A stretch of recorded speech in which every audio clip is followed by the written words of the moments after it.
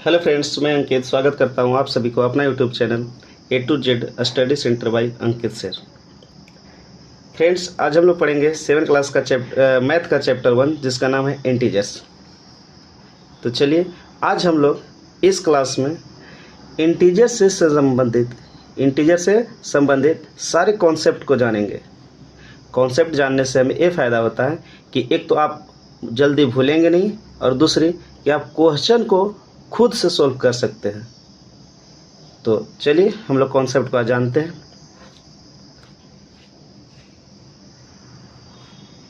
First of all हम लोग जानते हैं इंटीजर्स का डिफिनेशन। तो चलिए लिखते हैं इंटीजर्स का definition.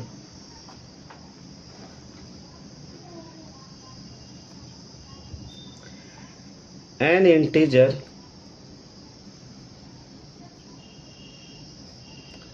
is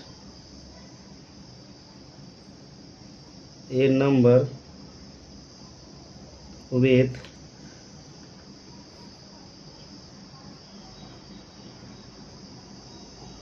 no decimal or fraction part, and it includes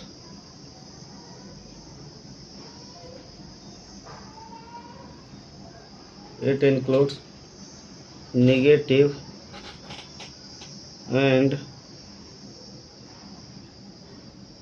positive number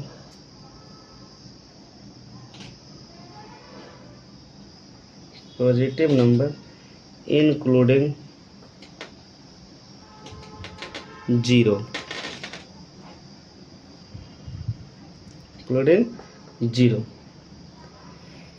अर्थात इंटीजर वह संख्या है जिसमें कोई दशमलव या अंश नहीं होता है तथा इसमें निगेटिव एंड पॉजिटिव नंबर शामिल होते हैं। साथ ही साथ जीरो भी इसमें शामिल होता है, फॉर एग्जाम्पल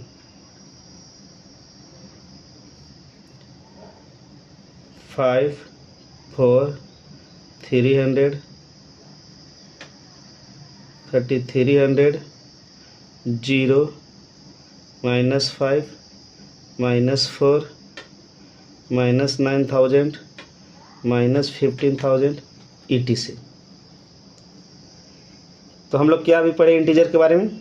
इंटीजर के बारे में पढ़े कि इंटीजर वह संख्या है जिसमें न तो कोई दशमलव होता है, न तो कोई दशमलव का नंबर शामिल होता है और न ही कोई अंश का। दशमलव का कहने का मतलब जैसे 5.5 नहीं होगा, 6.75 नहीं होगा, 9.2 नहीं होगा। अब अंश कहने का मतलब हुआ कि कोई भी नंबर बट्टा के रूप में नहीं होगा, अर्थात 2/7 नहीं होगा, 3/4 नहीं होगा, 9/2 नहीं होगा।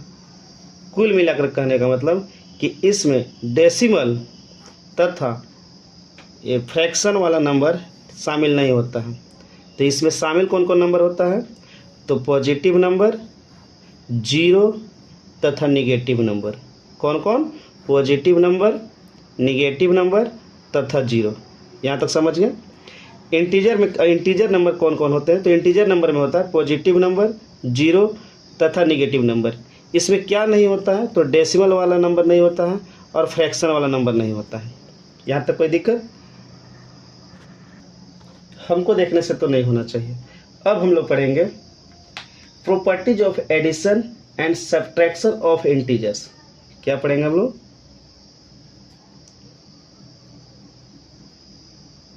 Properties of addition and subtraction of integers.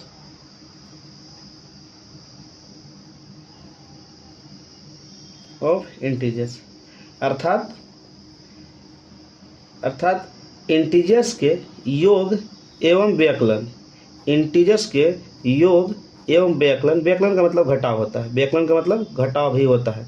तो एडिशन एंड सब्ट्रैक्शन के प्रॉपर्टीज के बारे में पढ़ेंगे। तो चलिए इसका फर्स्ट प्रॉपर्टीज के बारे में जानते हैं। इसका फर्स्ट प्रॉपर्टीज होता है closure under addition, closure under addition.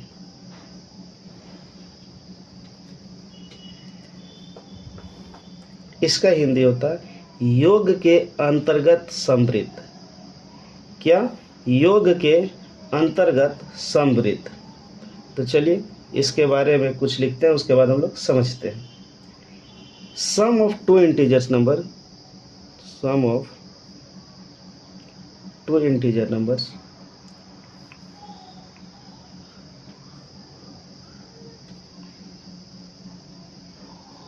To integer number is again an integer number.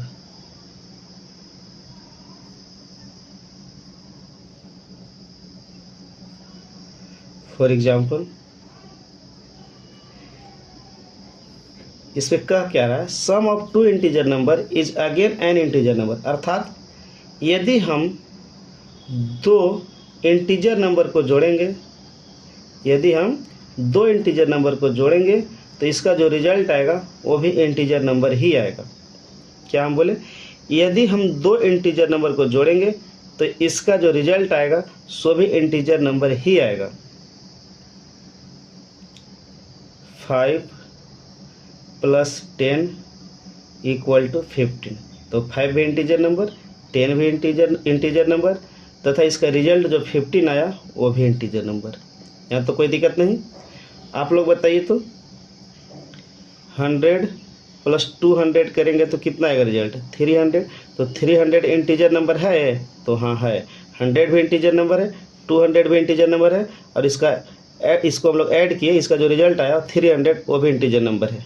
ठीक है, अब हम लोग आगे बढ़ेंगे, इसका सेकेंड प्रॉपर्टीज के बारे में जानेंगे। सेकेंड प्रॉपर्टीज होता है क्लोजर अंडर सब्ट्रैक्शन।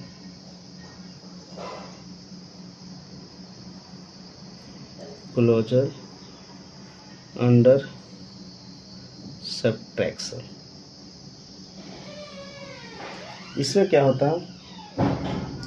इसमें होता है, मान इसको पहले कुछ लिखते हैं उसके बाद, if A and B are two integers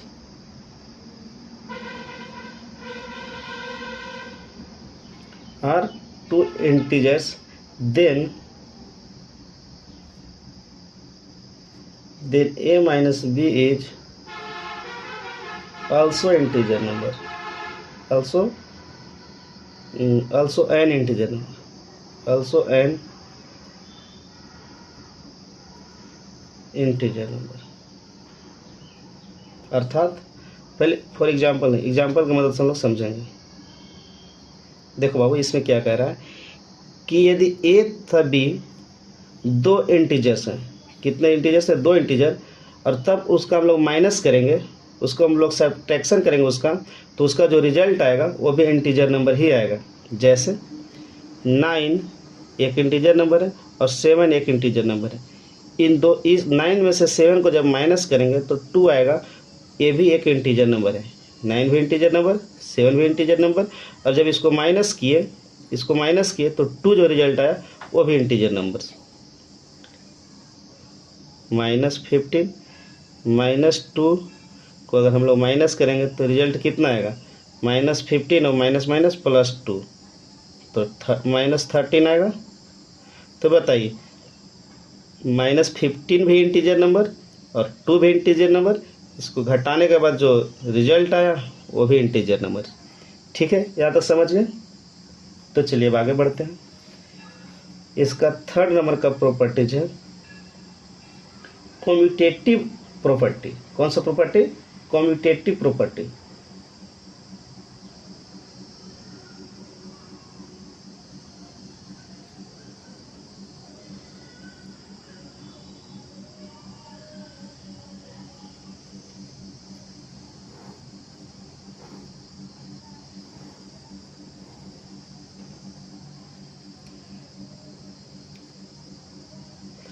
commutative property के बारे में कुछ लिखते हैं, उसके बाद हम लोग समझेंगे। The order in is you add integer number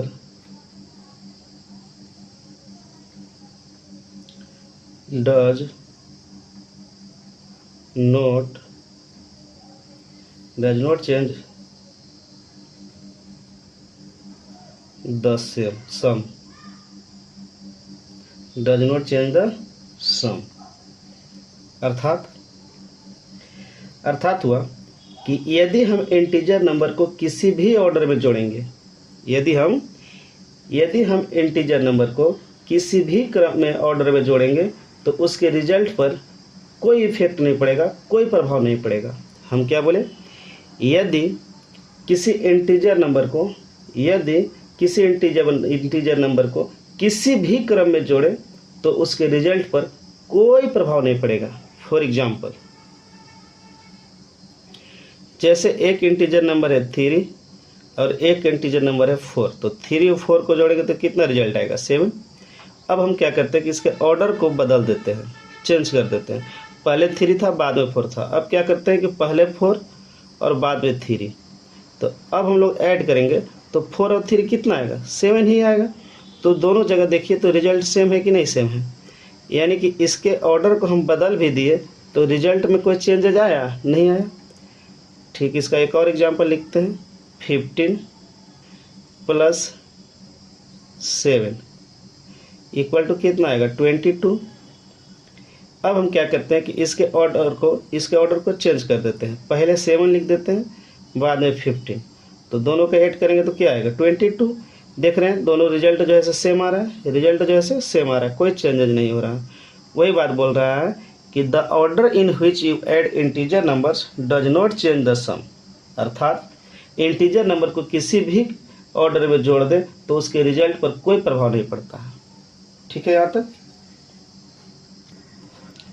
अब हम लोग कम्यूटेटिव प्रॉपर्टी का फॉर्म पढ़ेंगे। क्या पढ़ेंगे, form of commutative property.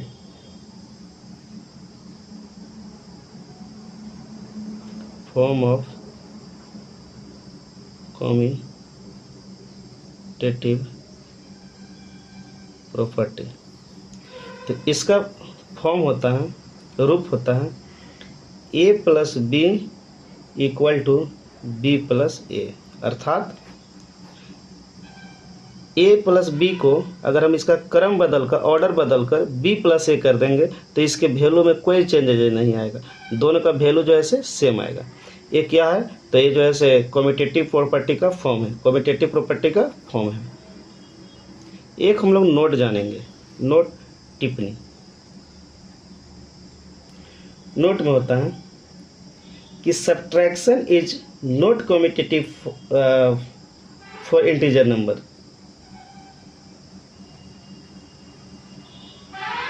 Subtraction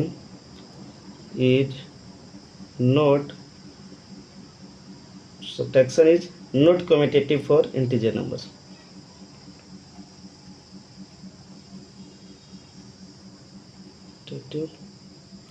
For integer number,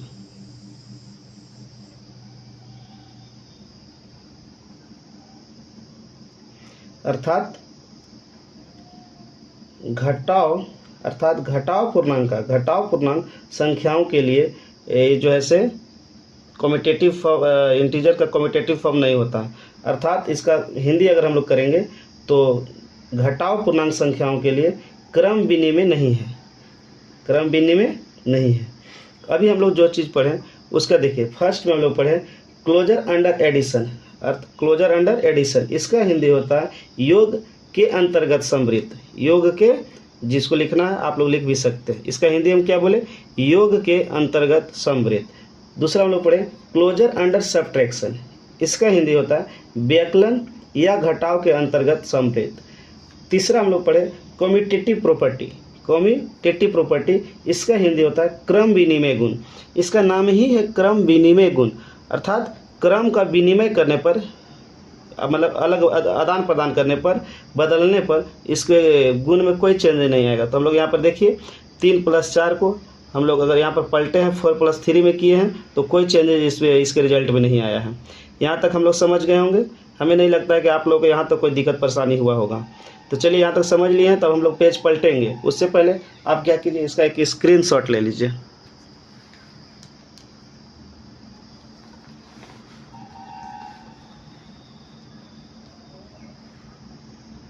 थोड़ा सा एडजस्ट करते हैं।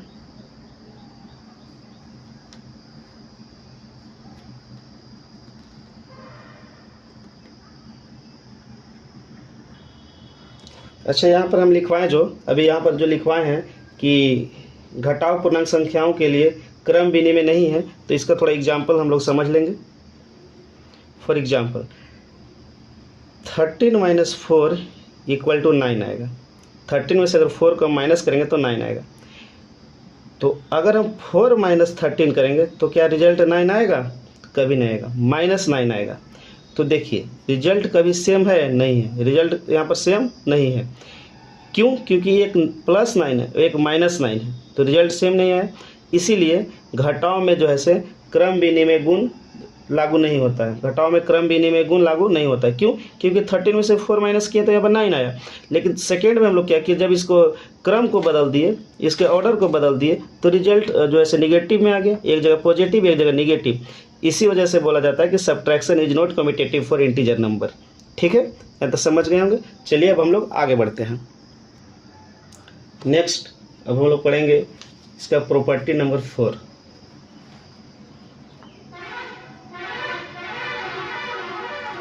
फोर नंबर प्रॉपर्टी है एसोसिएटिव प्रॉपर्टी। कौन सा property? Associative property. Associative property का हिंदी होता है साहचर्य गुण। कौन सा गुण? साहचर्य गुण। तो चलिए इसको थोड़ा लिखेंगे।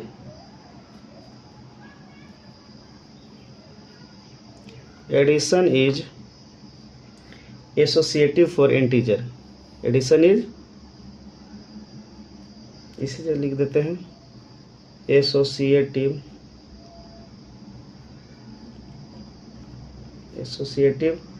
For integer. अर्थात इंटीजर के लिए योग सहचारी होता है। इंटीजर के लिए योग सहचारी होता है। अब हम लोग पहले इसके जो ऐसे फॉर्म को पढ़ेंगे, उसके बाद हम लोग एग्जाम्पल पढ़ेंगे। Form of associative property. इसका फॉर्म होता है a + b + c = a + b + c। क्या होता है एसोसिएटिव प्रॉपर्टी? देखिए इसमें क्या कह रहा है कि इसका फॉर एग्जांपल लेते हैं 3 + 4 + 5। अब हम लोग क्या करते हैं कि ये जो b है इस c के साथ, उस b को हम लोग a के साथ करेंगे। तो यहाँ 3 + 4 + 5। अब हम लोग इसको ऐड करेंगे तो इसके रिजल्ट में कोई चेंजेस नहीं आएगा। जैसे 3 5 और 4 9, 4 और 3 7 + 5, तो 9 और 3 12, और इधर भी 7 और 5 12। तो एसोसिएटिव प्रॉपर्टी में भी क्या होता है कि इसके अगर आप मान लेते हैं कि इस 4 को अभी यहाँ पर इसके साथ रखें, आप 5 को भी रखेंगे, 4 को भी अलग रखेंगे, तो इसको जब हम लोग जब इसका रिजल्ट निकालेंगे, इसको जोड़ेंगे, तो इसके रिजल्ट में, इसके मान में कोई चेंजेज नहीं आता है। ये ठीक उसी प्रकार है वो वाला जो गुण हम लोग पढ़े थे, क्लोजर अंडर एडिशन, ठीक वही गुण यहाँ पर भी है, एसोसिएटिव प्रॉपर्टी। लेकिन इसमें क्या होता है कि कम से कम 3 इंटीजर्स को लेता है। कितने इंटीजर्स को? 3 इंटीजर्स को। ठीक है, इसमें और कोई खास नहीं है, इतना ही इसमें था एसोसिएटिव प्रॉपर्टी में। अब हम लोग आगे बढ़ेंगे। अच्छा, एक दो और एग्जाम्पल को हम लोग समझेंगे। जैसे 3 इंटीजर्स और कोई ले लिए, जैसे मान लेते हैं कि एक 10 ले लिए, एक 12 ले लिए, एक 13 ले लिए। अब इसको क्या करेंगे कि यहाँ पर 10 और 12 को कर देंगे इसके साथ, 10 के साथ, और 13 को अलग कर देंगे। तो इसके वैल्यू में कोई चेंजेज नहीं आएगा। 10 प्लस 325 112, यहाँ हो जाएगा 2 112 5 3, यहाँ पर 5 3। यहाँ पर देख लीजिए एसोसिएटिव प्रॉपर्टी में यहाँ पर भी देखिए वैल्यू में कोई चेंजेज नहीं आया, इसके रिजल्ट में कोई चेंजेज नहीं आया। चलेंगे अब हम लोग आगे बढ़ेंगे। अब हम लोग इसका नेक्स्ट प्रॉपर्टी के बारे में पढ़ेंगे जिसका नाम है एडिटिव आइडेंटिटी।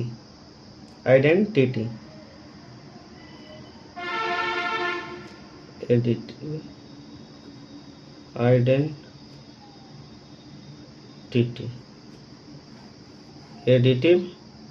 आइडेंटिटी, इसका हिंदी होता है योज्य तत्समक।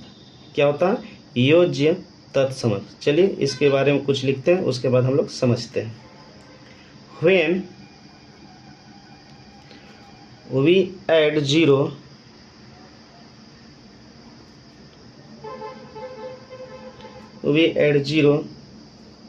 to any integer number,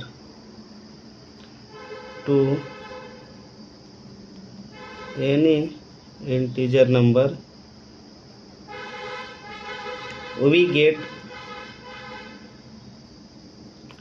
the same integer number.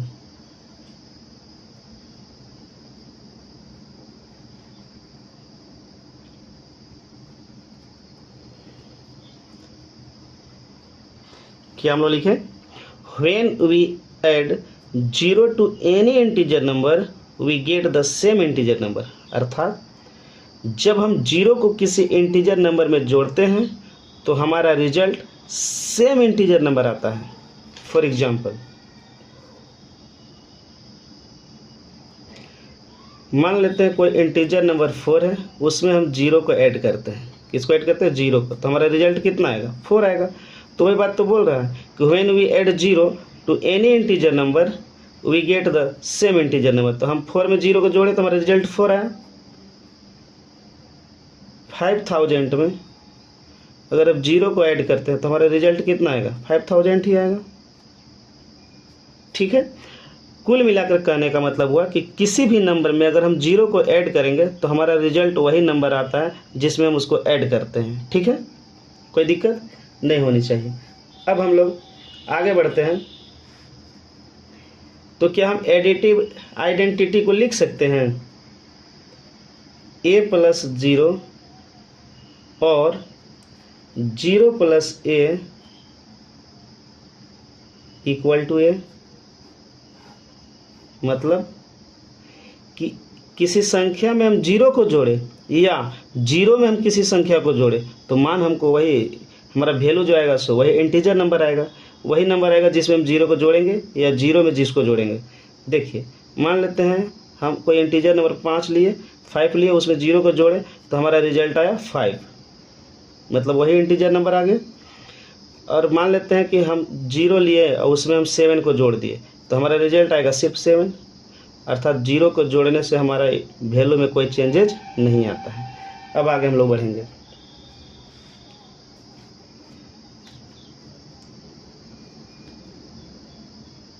अब हम लोग पढ़ेंगे मल्टीप्लिकेशन ऑफ इंटीजर्स। क्या पढ़ेंगे? Multiplication of integers. Multiplication of integers अर्थात पूर्णांकों का गुणन। क्या? पूर्णांकों का गुणन। फर्स्ट में हम लोग जानेंगे कि एक पॉजिटिव नंबर, एक पॉजिटिव इंटीजर नंबर और एक निगेटिव इंटीजर नंबर को अगर हम लोग एक दूसरे से मल्टीप्लाई करते हैं तो उसका रिजल्ट हमेशा आएंगे कि जब हम एक पॉजिटिव इंटीजर नंबर और एक नेगेटिव इंटीजर नंबर को एक दूसरे से मल्टीप्लाई करते हैं तो हमेशा जो है से नेगेटिव इंटीजर नंबर उसका रिजल्ट आता है। चलिए तो इसको लिखते हैं हम लोग।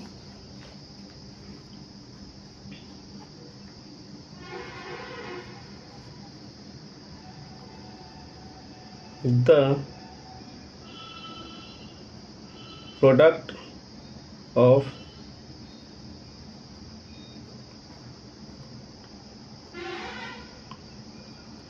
ए positive integer number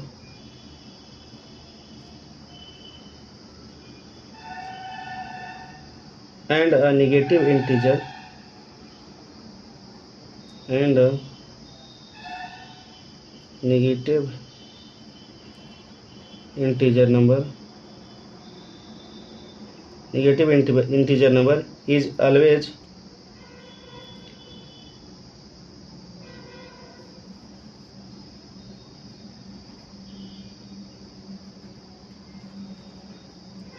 a negative integers.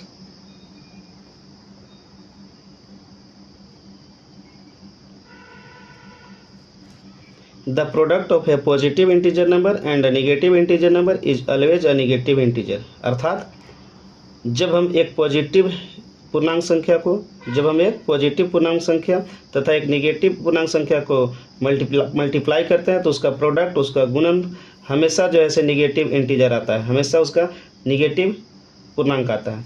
For example, जैसे मान लेते हैं कि एक 3 जो है से पॉजिटिव इंटीजर नंबर है, इसको मल्टीप्लाई करते हैं -4 जो है से एक निगेटिव इंटीजर नंबर है, इसको जब मल्टीप्लाई करते हैं तो इसका जो प्रोडक्ट आता है, इसका जो रिजल्ट आता है सो -12 आएगा। ठीक है, या हम कोई एक नंबर लेते हैं -5 और उसको मल्टीप्लाई करते हैं 8 से, तो कितना इसका प्रोडक्ट आएगा, रिजल्ट कितना आएगा, तो 8 5 जा 40, लेकिन एक माइनस साइन है, माइनस। या और ले लेते हैं, देखिए 7 को -5 में से मल्टीप्लाई करते हैं तो -35। तो जितना भी हम लोग को प्रोडक्ट आ रहा है, रिजल्ट आ रहा है, सारे के सारा निगेटिव इंटीजर नंबर आ रहा है। तो वही बात बोल रहा है कि इस मल्टीप्लिकेशन ऑफ इंटीजर में पहला हम लोग क्या पढ़े कि जब एक पॉजिटिव इंटीजर नंबर और एक निगेटिव इंटीजर नंबर, क्या पढ़े हम लोग, एक पॉजिटिव इंटीजर नंबर और एक निगेटिव इंटीजर नंबर को आपस में गुना करेंगे तो हमारा जो रिजल्ट आएगा सो हमेशा ऑलवेज निगेटिव इंटीजर नंबर आएगा, निगेटिव इंटीजर नंबर आएगा। चलिए अब इसका भी आप लोग स्क्रीनशॉट ले लीजिए, उसके बाद हम लोग आगे बढ़ते हैं। शायद आप लोग ले लिए होंगे स्क्रीनशॉट, अब आगे बढ़ते हैं। नेक्स्ट अब हम लोग पढ़ेंगे कम्यूटेटिविटी ऑफ मल्टीप्लिकेशन। नेक्स्ट क्या है,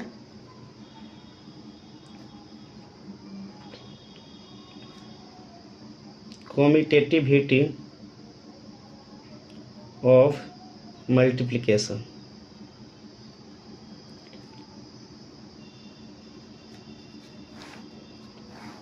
इसका हिंदी होता है गुणन की क्रम विनिमयता। क्या होता है, गुणन की क्रम विनिमयता। ठीक है, चलेंगे इसमें हम लोग कुछ लिखते हैं, उसके बाद पहले समझते हैं। Multiplication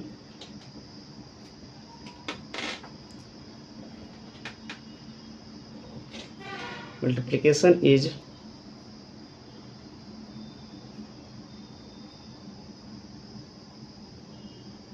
commutative for integer number।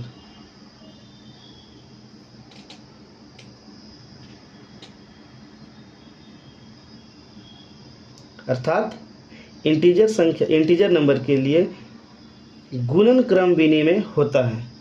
देखिए ये उसी प्रकार है जिस प्रकार हम लोग पढ़े थे उस योग क्रम विनिमयता में। योग में हम लोग पढ़े थे कि 4 + 3 को ऐड करेंगे तो 7 और उसके क्रम को बदलकर 3 + 4 को जोड़ेंगे तो भी 7। ठीक उसी प्रकार यहाँ पर भी है, लेकिन यहाँ पर मल्टीप्लिकेशन का है। किसका क्रम विनिमयता है यहाँ पर, तो मल्टीप्लिकेशन अर्थात गुणन का, गुणनफल का। तो चलिए एग्जाम्पल हम लोग समझते हैं। मान लेते हैं कि एक इंटीजर नंबर -20 है और दूसरा कोई इंटीजर नंबर है 5। तो इसको जब हम लोग मल्टीप्लाई करेंगे तो इसका रिजल्ट कितना आएगा, 25 जो 100 आता है और एक माइनस साइन ले लेगा तो -100 आया। अब हम इसके क्रम को, ऑर्डर को चेंज कर देते हैं, पलट देते हैं, बदल देते हैं। तो पहले 5 लिख लेते हैं और उसके बाद -20 लिख लेते हैं। अब हम मल्टीप्लाई करेंगे तो क्या इसके रिजल्ट में कोई चेंज हो जाएगा, जी नहीं, एकदम नहीं चेंज हो जाएगा। तो इसका दोनों जगह रिजल्ट जो है सो सेम आया। एक और एग्जांपल ले लेते हैं, जैसे -3 को 12 से मल्टीप्लाई करेंगे तो कितना आएगा रिजल्ट, -36, या इसके क्रम को हम लोग बदल देते हैं, तो 12 में -3 को मल्टीप्लाई करेंगे तो कितना आएगा 36। तो यहाँ पर भी रिजल्ट में कोई चेंज नहीं आया, अर्थात हम लोग कह सकते हैं कि गुणन की क्रम विनियमितता होती है। तो इसका हम लोग थोड़ा फॉर्म पढ़ लेते हैं, form of commutativity of multiplication. Form of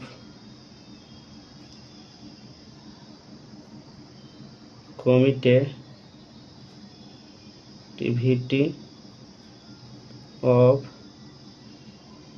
multiplication is a multiply b equal to b multiply a। देखिए a इंटू बी कीजिए, या इसके ऑर्डर को आप चेंज करके b इंटू ए कीजिए, b इंटू ए कीजिए, आप a इंटू बी कीजिए, या इसके ऑर्डर को चेंज करके b इंटू ए कीजिए, वैल्यू सेम आएगा, वैल्यू इक्वल आएगा, वैल्यू इक्वल आएगा। अब हम लोग नेक्स्ट पढ़ेंगे मल्टीप्लिकेशन बाय जीरो, अर्थात किसी संख्या में अगर हम जीरो से गुना करते हैं तो उस संख्या में क्या चेंज हो जाएगा।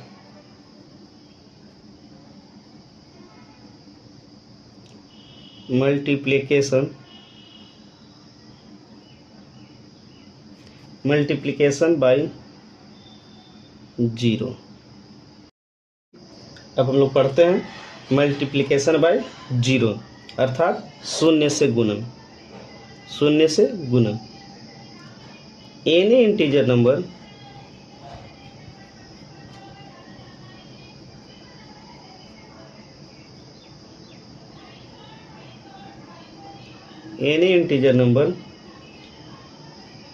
when multiplied by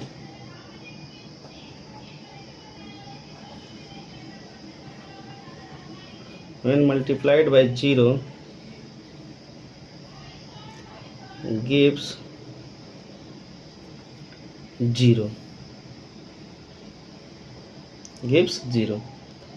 मतलब हम लोग क्या पढ़े, any integer number when multiply by 0 gives 0, अर्थात किसी भी पूर्णांक संख्या में यदि हम जीरो से, किसी भी पूर्णांक संख्या में जब हम जीरो से मल्टीप्लाई करते हैं तो हमें हमेशा जीरो देता है, हमेशा क्या देता है, जीरो। फॉर एग्जाम्पल 5 में मल्टीप्लाई करेंगे जीरो से तो इसका रिजल्ट आता है जीरो।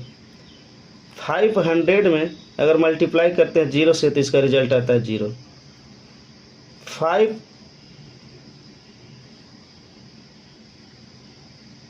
लाख में अगर हम जीरो से मल्टीप्लाई करते हैं तो इसका आंसर आएगा जीरो। ठीक है, कुल मिलाकर कहने का मतलब हमें हुआ कि आप किसी भी संख्या में अगर जीरो से गुना करेंगे तो उसका रिजल्ट जीरो हो जाएगा। आप 5 करोड़ में कीजिए, 5 अरब में भी कीजिए, 5 खरब में कीजिए, उसका पूरा रिजल्ट जीरो आ जाएगा। 5 खरब गुने जीरो, जीरो।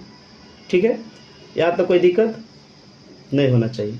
आगे हम लोग पढ़ते हैं मल्टीप्लिकेटिव आइडेंटिटी। मल्टीप्लिकेटिव आइडेंटिटी अर्थात गुणात्मक तत्सम। क्या? अर्थात गुणात्मक तत्सम। चलिए इसमें कुछ लिखते हैं, उसके बाद समझेंगे। One is the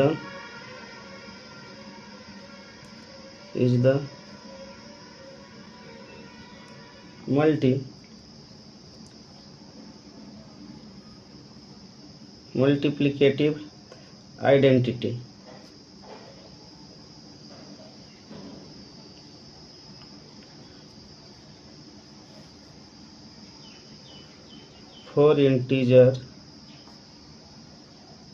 for integers as well। क्या आप लोग लिखे? One is the multiplicative identity for integers as well, अर्थात वन इंटीजर्स के लिए गुणात्मक तत्समक है। 1 इंटीजर्स के लिए गुणात्मक तत्समक है, अर्थात 1 से किसी भी इंटीजर नंबर में मल्टीप्लाई करेंगे, 1 से किसी भी इंटीजर नंबर में मल्टीप्लाई करेंगे तो इसका रिजल्ट में कोई चेंजेज नहीं आएगा, कोई चेंजेज नहीं आएगा। फॉर एग्जाम्पल, अगर हम 5 में 1 से मल्टीप्लाई करेंगे तो रिजल्ट कितना आएगा, आंसर कितना आएगा 5। अगर हम 15 में 1 से मल्टीप्लाई करेंगे तो आंसर कितना आएगा 15। यदि हम 5000 में 1 से मल्टीप्लाई करेंगे तो 5000 ही आंसर आएगा।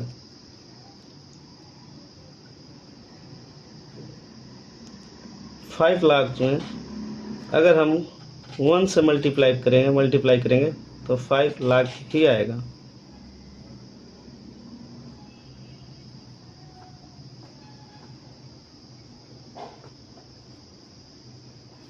ठीक है। नेक्स्ट, अब हम लोग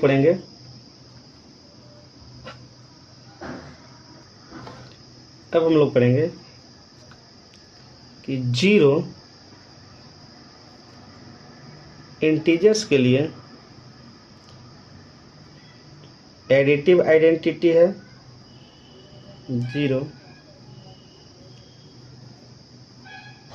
इंटीजर्स के लिए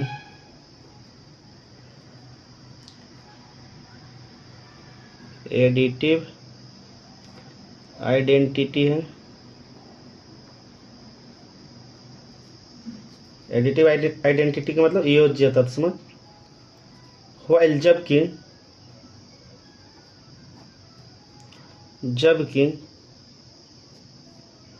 1 मल्टीप्लिकेटिव आइडेंटिटी है। मल्टीप्लिकेटिव आइडेंटिटी है।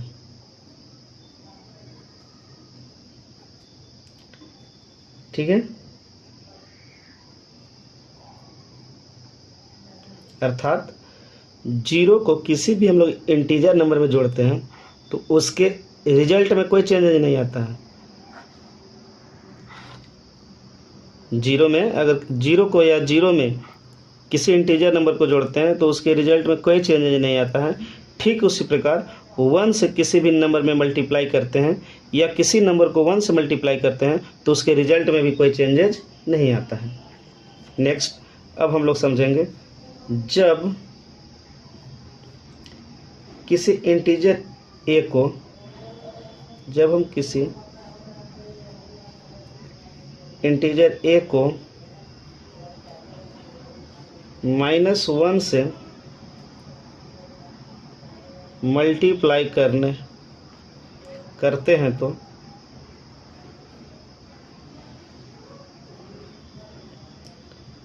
हमें उस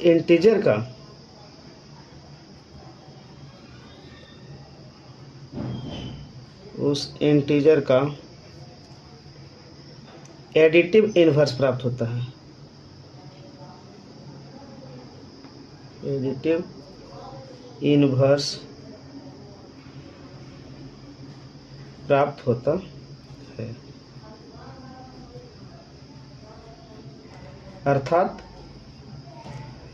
यदि हम एक कोई इंटीजर्स नंबर ले लेते हैं और उसमें मल्टीप्लाई करते हैं -1 से तो रिजल्ट आएगा -1, सॉरी माइनस से। ए से अगर मल्टीप्लाई करते हैं -1 को तो उसका रिजल्ट आएगा -a। जैसे अगर मान लेते हैं कोई 5 एक संख्या है, उसमें -1 से मल्टीप्लाई करेंगे तो -5 आंसर आएगा। तो 5 का इन्वर्स आया। कोई 10 एक नंबर है, उसमें -1 से मल्टीप्लाई करेंगे तो -10 आएगा। ये भी जो है 10 का इन्वर्स है, ये 5 का इन्वर्स है और ये a का इन्वर्स है। इसका स्क्रीनशॉट लीजिए। तो अब हम लोग फिर आगे बढ़ेंगे।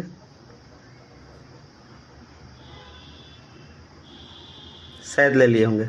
चलिए अब आगे बढ़ते हैं।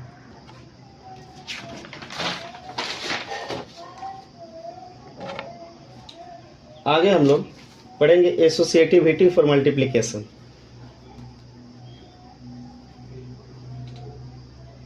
एसो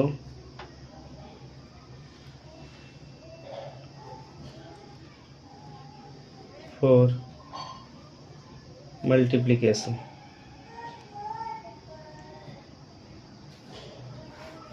अर्थात गुणन साहचर्य गुण। चलिए इसमें भी कुछ लिखते हैं। इंटीजर्स के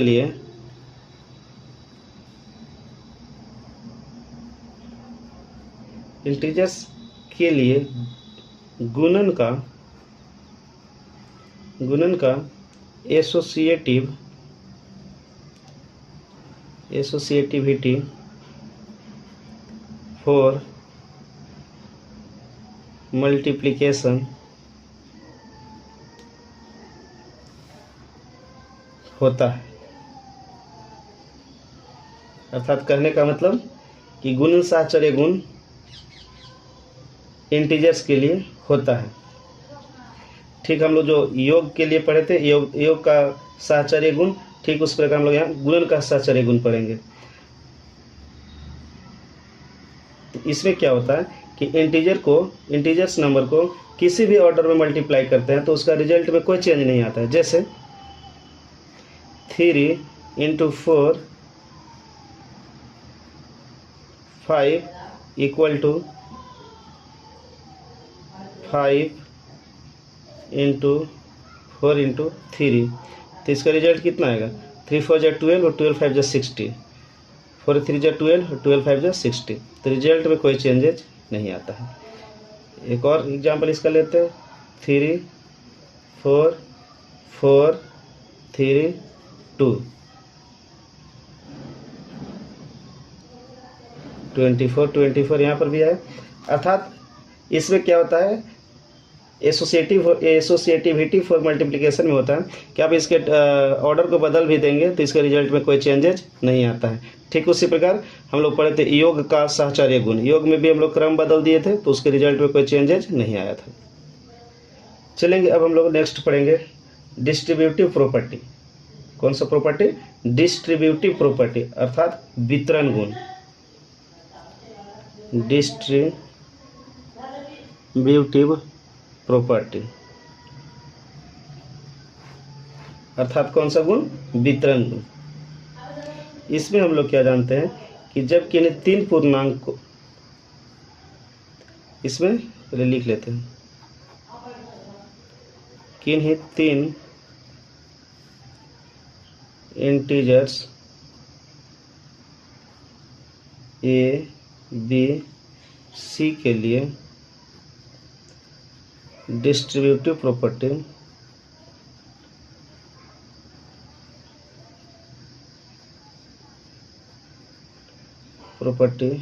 होता है। क्या होता है भाई? a × b + c का डिस्ट्रीब्यूटिव प्रॉपर्टी होगा। a से आप पहले b में मल्टीप्लाई कीजिए तो a × b, बीच में प्लस है तो प्लस का साइन दीजिए। अब a को मल्टीप्लाई कीजिए c में, पहले a को b में कीजिए और फिर a को c में कीजिए। यही प्रॉपर्टी कहलाता है डिस्ट्रीब्यूटिव प्रॉपर्टी। a को पहले b में किए और फिर बीच में प्लस है तो बीच में प्लस का साइन, a को c में किए तो a × b + a × c क्या कहलाएगा? डिस्ट्रीब्यूटिव प्रॉपर्टी कहलाएगा। क्या कहलाएगा? Distributive property. एक तो प्लस वाला है, एक माइनस का भी, a × b - c = हम क्या बोले? a को पहले b में मल्टीप्लाई कीजिए तो a × b, बीच में माइनस है तो माइनस का साइन, a × c। ये कौन सा प्रॉपर्टी है? डिस्ट्रीब्यूटिव प्रॉपर्टी है। चलिए इस पर हम लोग एक एग्जांपल लेते हैं। 3 × 5 + 6, तो इसका डिस्ट्रीब्यूटिव प्रॉपर्टी निकालते हैं। तो 3 × 5 + 3 × 6, तो देखिए 5 और 6 को जोड़ेंगे तो 11 आएगा। 11 को 3 में मल्टीप्लाई करेंगे तो 33 इधर आया। अब इधर देखते हैं, 3 5 में मल्टीप्लाई करेंगे तो 15 और 3 और 6 में मल्टीप्लाई करेंगे तो 18। इधर भी ऐड करेंगे अब दोनों को तो 33 आएगा रिजल्ट। अर्थात रिजल्ट में कोई चेंजेज नहीं आएगा, लेकिन डिस्ट्रीब्यूटिव प्रॉपर्टी होता है कि आप इसको तोड़ दीजिए तो ए को एक बार बी में गुना करेंगे और फिर बीच में प्लस का साइन देकर ए को सी में गुना करेंगे, यही इसका डिस्ट्रीब्यूटिव प्रॉपर्टी है। आगे हम लोग पढ़ेंगे properties of division of integers, अर्थात इंटीजर्स के भाग के गुण।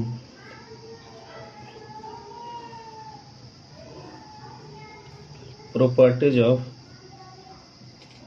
Division of integers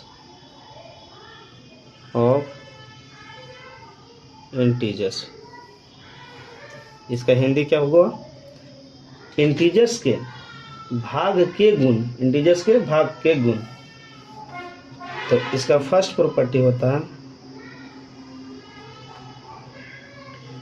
division is not commutative for integer number, अर्थात इंटीजर संख्या के लिए भाग क्रम विनिमय नहीं है। फर्स्ट इसका प्रॉपर्टी क्या है? Division is not commutative for integer number, अर्थात इंटीजर संख्या के लिए भाग क्रम विनिमय नहीं है। लेकिन हम लोग पढ़े थे गुणन के लिए क्रम विनिमय होता है लेकिन भाग के लिए नहीं होता है। फॉर एग्जाम्पल, जैसे हम लोग गुणन के लिए किए थे कि 3 × 4 तो 12 और 4 × 3 तो हम लोग आंसर आया था 12। लेकिन हम लोग 5 में 1 से डिवाइड करेंगे तो इसका रिजल्ट कितना आएगा? 5 आएगा। किंतु 1 में हम लोग 5 से इसका अगर क्रम इसको बदल देंगे, इसका क्रम बदल देंगे, इसका ऑर्डर को चेंज कर देंगे, यानी कि 5 ऊपर था तो 5 को नीचे और 1 नीचे था तो 1 को ऊपर करेंगे तो इसका रिजल्ट में चेंज आ जाएगा। यहाँ पर देखिए रिजल्ट आया 5 जबकि यहाँ पर रिजल्ट आया 0.2। तो इसीलिए यहाँ पर बोला गया है कि इंटीजर संख्या के लिए, इंटीजर नंबर के लिए भाग क्रम विनिमय नहीं होता है। नेक्स्ट हम लोग पढ़ेंगे if any integer divided by 0 is meaningless and 0 divided by an integer is equal to 0,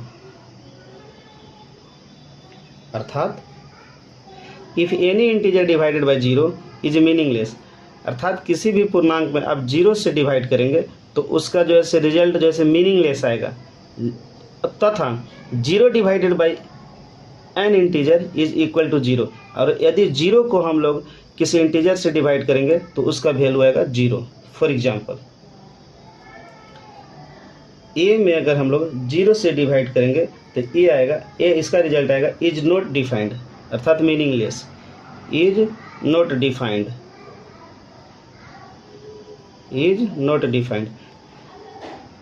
ये इसका एक और एग्जांपल लीजिए, 5 में अगर हम लोग 0 से डिवाइड करेंगे तो इसका रिजल्ट क्या आएगा? Is not defined. लेकिन वहीं पे अगर हम लोग 0 में अगर हम लोग ए से डिवाइड करेंगे तो इसका आंसर आएगा 0। शर्त है कि ए का मान कभी भी 0 नहीं होना चाहिए, ए का मान कभी भी 0 नहीं होना चाहिए। तो हम लोग 0 में अगर 5 से भागा देंगे तो रिजल्ट कितना आएगा? 0। लेकिन ए का मान कभी 0 नहीं होना चाहिए। लोगों को जितना समझ में आएगा जो बताए हैं बहुत आसान भाषा में समझाए हैं। अगर आप लोगों को हमारा वीडियो ज़रा सा भी हेल्पफुल लगा होगा तो वीडियो को लाइक कीजिए, चैनल को सब्सक्राइब कीजिए। धन्यवाद।